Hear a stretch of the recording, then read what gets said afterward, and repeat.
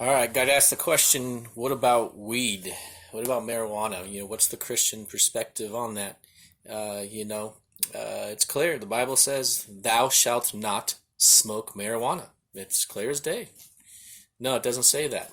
And so, especially with the rise of it being legalized, I never imagined back in the days when Peter Tosh was singing "Legalize It," and that we would see a day here in America where it's legalized.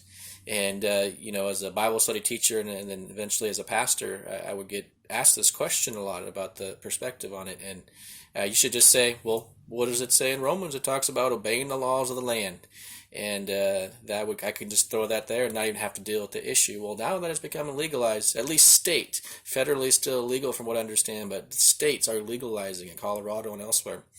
And so more and more people are wanting to know, or as it becomes more accepted in society and culture, more and more people are dabbling with it and thinking it's okay. Even it's creeping into the church. So what does the Bible say about it? Well, just so you know, I'm coming from the perspective of I love the smell of good chronic weed. It doesn't mean I do it. I like the smell, just my teenage years and being around it and smoking it and listening to my reggae music and I like that smell, like the feeling of inhaling and letting it sit and the exhaling so that don't tell anybody that, but I don't do that. I haven't done it since I've been a Christian. Repented of all that, but now studies are coming out about the effects of the medical effects of it, and so we got to deal with this issue. Proponents of smoking marijuana, they will say, well, it's God made it. It comes from the ground. It's good. It says in Genesis right here. I'm looking at it. Genesis 1, verse 28. He says, 1:29. God said, see, I have given you every green herb that yields seed, which is on the face of the earth, and every tree whose fruit yields seed, and to you it shall be for food. Now, it's not talking about smoking, but he's talking about food. And so, but they'll say, look, God made it. It's good.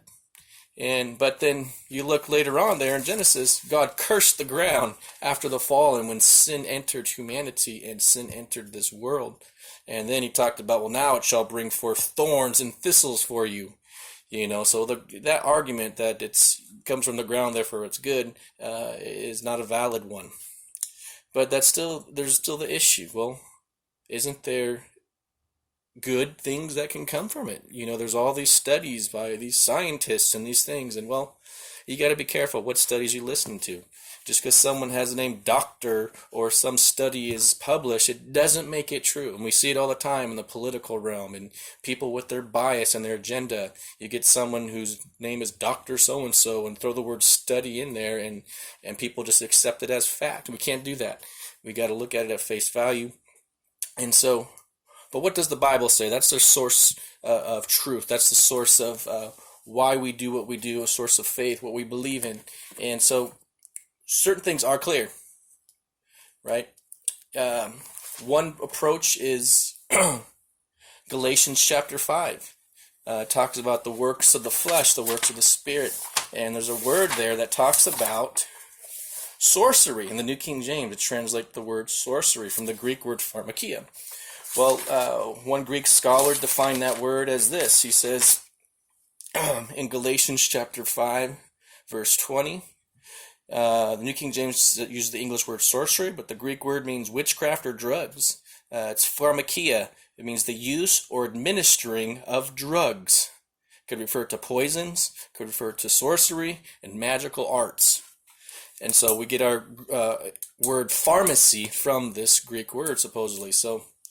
But then the arguments, well, what about other drugs? People use other drugs. Christians will take Vicodin when they're in pain or this or that, when it's prescribed. How's that any different? And that's a logical argument. And so we got to take this seriously. Well, it's clear, though. In 1 Peter 5:8 and elsewhere,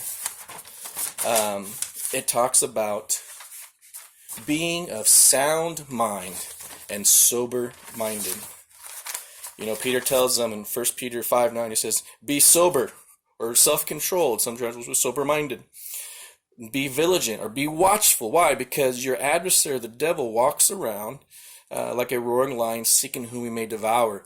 And there's other verses about being sober-minded and self-disciplined and sound of a sound mind, clear thinking, level-headed. And let's be honest, when you're high on THC, which is the chemical in marijuana, which you get that effect from when you get high, you are not sober-minded. I speak from experience. I wouldn't, as a sponsored skateboarder as a teenager, I would not skate as good and was more likely to get hurt if I skated while high. Same with surfing. I was not as good. It slowed down my reaction time. I was a little more relaxed, sure, but I was not as good. I was not on point. I was not as clear-headed. And so, THC, clearly, if the overuse of it and too much of it, it has that psychomatic effect. That high that you feel, and that is clearly sin. That is wrong from scripturally, that we're not to experience that. Now, people want to say, but there's all these positive effects from the plant and this and that, and I'd say, yes, there is. And so as a church, we can't ignore those facts, that there is some truth and validity, that there are some positive things that can come from the plant. I think hemp is one of the most underutilized and unappreciated plants there is. We can make rope and all sorts of materials and clothing and things from the hemp plant. And what about CBD? The CBD oil has been shown to help with inflammation and pain and some other things. Now, there's I just got to share my wife. As many of you know her, she has a very severe form of arthritis, juvenile rheumatoid arthritis. Since she was 1 or 2, she was diagnosed and is always continually in pain. She's the strongest person I know, and has tried lots of medications over the years. Has been a guinea pig at times, from what I understand, testing drugs. And out of just desperation, she thought she'd try that. She heard that it's low in THC. You don't get the high, but you get all the other chemicals, compounds out of it, and it will help with her inflammation and pain. So she tried it, and I was like, nah, no way. That's just an excuse, to sell the product. And so they gave her some pills, some little CBD oil pills, and a couple joints on the house. And I'm like, you're not smoking that. There's no way. And I was like, you're not taking those pills. There's no way. And I looked at it and I said it had minimal amounts, trace amounts of THC, and so, but I look at my wife and I don't want her to suffer, and I see her situation. I was like, all right, well, if this is true, then let's see. And so I tried the pills, and I let her try the pill, but I tried the joint. I'll be honest. And I watched her, and I think I even bet her. I said, I bet you'll get high. I'm thinking, you smoke a joint, you're going to get high, right? Well, it wasn't the strain of marijuana where it's high in THC. It was very trace amounts, if any, and supposedly helped with inflammation. And so, did it work for her? No, it didn't. But there are some stories that, yes, it does work for some people. And so, yes, you can get the stuff from the plant, the CBD oils and else, that will help with certain medical issues. And in that case, is it sin? Well, I would say no. How is that any different than any over-the-counter prescribed drug that you will take? In some cases, even better, because you won't have that high or that effect or drowsiness. And so, but as far as THC and just getting high for recreational use, that's clear. No, we're going to be sober-minded, self-controlled. It's a work of the flesh. That's no. That's no good. But as far as the medical aspect of it, there's more to be explored there, sure. But you got to be careful again. There's still some in some of these strains. If you don't get a good one, there is THC, and you'll find yourself stoned. And so you got to be careful.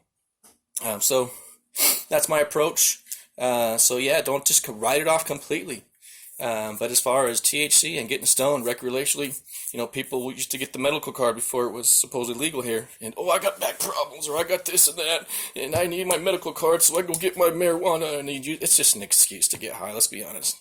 And they would say it would help, and yeah, but there's other stuff you can use too. You don't need to get high, let's be honest. So there it is. Questions, rebukes, comments, put them down. Test all things, hold fast to what is good. God bless you. And off now.